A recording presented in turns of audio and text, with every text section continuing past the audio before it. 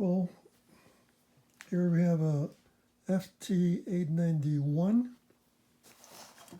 I've taken apart, and why? Because the CW jack, which is a 3.5 millimeter jack, the spring broke inside. It's hard to see from here, but so I'll have to remove. Get this going here. I have to remove this board to get to this jack. I don't like any of these 3.5 millimeter jacks. But obviously there's no space here to put a 1/4 inch jack. I don't mind drilling a hole larger to put in a 1/4 inch jack. I might consider putting one in here if I have room and put it parallel. But the fancy thing is these connectors. I've never seen one before. And they're called U.FL. I don't know what it means. There's one here.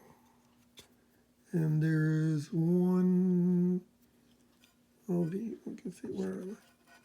Right here. I have to disconnect that so I could take the board out. Let me get a grip on it. The board doesn't come out unless I take those wires off. So I got to go find out how to read up on it, how to disconnect these things. First I thought it clipped down, but I might have to squeeze something in there to release it up. Ugh.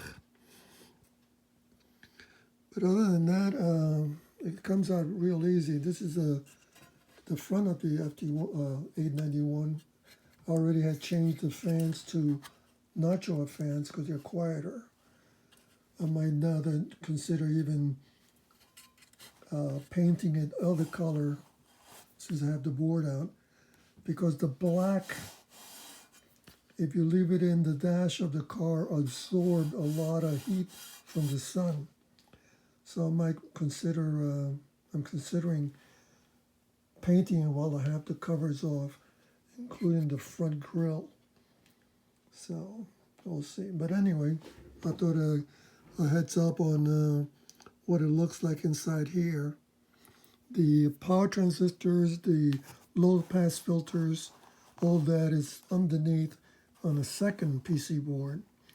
And thank goodness, because that one is has putty on it for the heat, as a heat sink for the finals. Now they say that this one, yep, right in there, has a padding, okay, for a heat sink for this thing, which is I think the PLL. And all these parts are so tiny. Let's see if I could get a pen for people who, this is the, where's the pen? Here it goes. This is the point of a pen. Look at how small that part is. Tiny little parts. Okay, well anyway, that's what I showed you. Oh, also, if anybody needs to work with these things, very delicate. As you can see, I already bend it just with my fingers as I pull it out. And the traces are very fragile.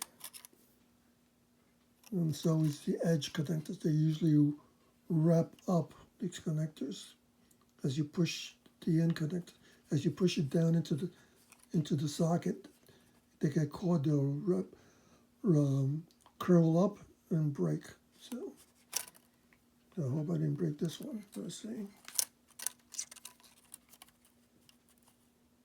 It looks intact. Anyway, fun. So I ordered this is a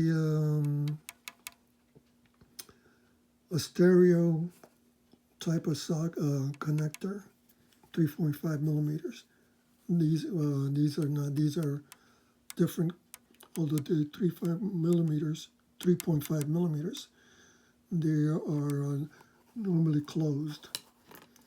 So anyway, speakers were right here, and it connects to that. All right. Talk to you guys later.